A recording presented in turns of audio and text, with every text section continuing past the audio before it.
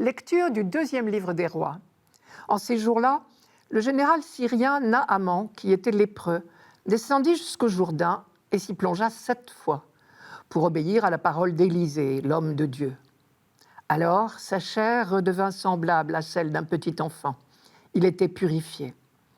Il retourna chez l'homme de Dieu avec toute son escorte. Il entra, se présenta devant lui et déclara « Désormais, je le sais, il n'y a pas d'autre Dieu sur toute la terre que celui d'Israël.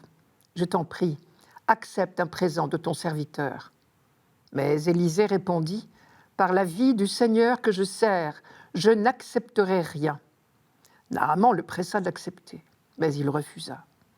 Naaman dit alors « Puisque c'est ainsi, permets que ton serviteur emporte de la terre de ce pays autant que 2 mulets peuvent en transporter, car je ne veux plus offrir ni holocauste ni sacrifice à d'autres dieux qu'au Seigneur Dieu d'Israël. »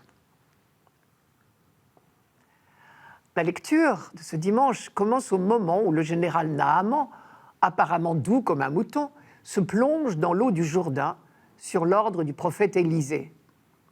Mais il nous manque le début de l'histoire, je vous la raconte. Naaman est un homme important, un général syrien. Il a fait une très belle carrière militaire en Syrie et il est bien vu du roi d'Aram, l'actuel Damas. Évidemment, pour le peuple d'Israël, il est un étranger, à certaines époques même un ennemi. Mais surtout, pour ce qui nous intéresse ici, il est un païen. Il ne fait pas partie du peuple élu. Enfin, plus grave encore, il est lépreux, ce qui veut dire que d'ici peu, tout le monde le fuira. Pour lui, donc, c'est une véritable malédiction. Heureusement pour lui, sa femme a une petite esclave israélite enlevée quelque temps auparavant au cours d'une razzia, laquelle dit à sa maîtresse « Tu sais quoi ? À Samarie, il y a un grand prophète. Lui pourrait sûrement guérir Naaman. Dans un cas pareil, on est prête à tout. » La nouvelle circule vite. L'esclave dit à sa maîtresse, qui dit à son mari Naaman, qui dit au roi d'Aram, « Le prophète de Samarie peut me guérir. » Et comme Naaman est bien vu, le roi écrit une lettre d'introduction à son homologue, le roi de Samarie. La lettre dit quelque chose comme « Je te recommande mon ami et loyal serviteur, mon général en chef des armées, Naaman. Il est atteint de la lèpre. Je te demande de faire tout ce qui est en ton pouvoir pour le guérir. Sous-entendu, envoie-le à ton grand prophète et guérisseur Élisée, dont la réputation est venue jusqu'à nous. » Le roi d'Israël reçoit cette lettre. Il ne lui vient pas à l'idée que le petit prophète Élisée serait capable de guérir qui que ce soit. Et du coup, il est pris de panique. Mais qu'est-ce qui lui prend au roi de Syrie d'exiger que je fasse des miracles ? Il cherche un prétexte pour me faire la guerre, ou quoi ? Heureusement, en Israël aussi, le bouche à oreille existe. Élisée apprend l'histoire et il dit au roi, on va voir ce qu'on va voir, dis à Naaman de se présenter chez moi et il va savoir qui est le vrai Dieu. Naaman se présente donc chez Élisée avec toute son escorte et des cadeaux pleins à ses bagages pour le guérisseur. Et il attend à la porte du prophète.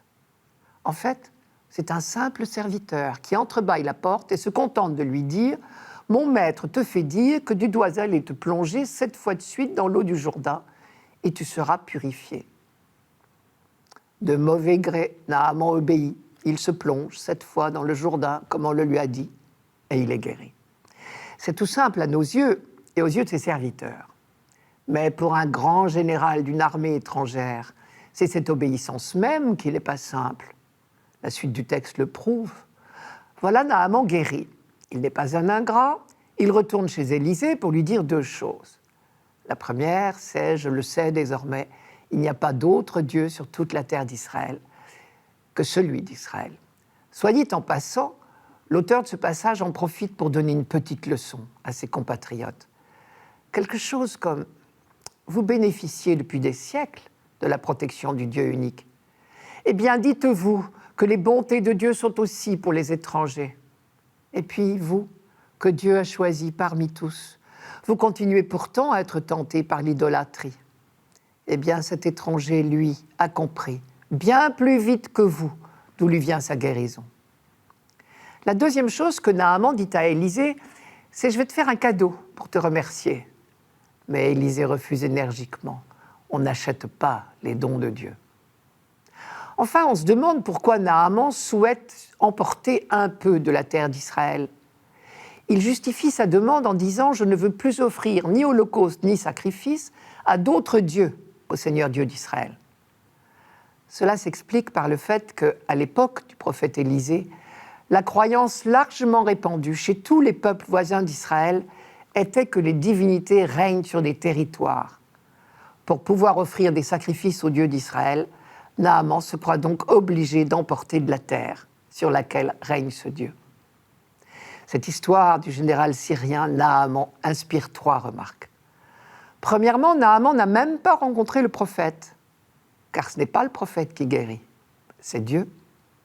Deuxièmement, il n'y a pas eu de geste spectaculaire ou magique, mais la chose la plus banale qui soit pour un homme de ces pays-là, se plonger dans le fleuve. Et c'est dans ce geste banal, fait par obéissance, qu'il a rencontré la puissance de Dieu. Dieu ne nous demande pas des choses extraordinaires, mais seulement notre confiance. Troisièmement, il n'y a pas eu de cadeau de remerciement. La seule manière de manifester à Dieu notre connaissance, c'est de reconnaître ce qui nous vient de lui.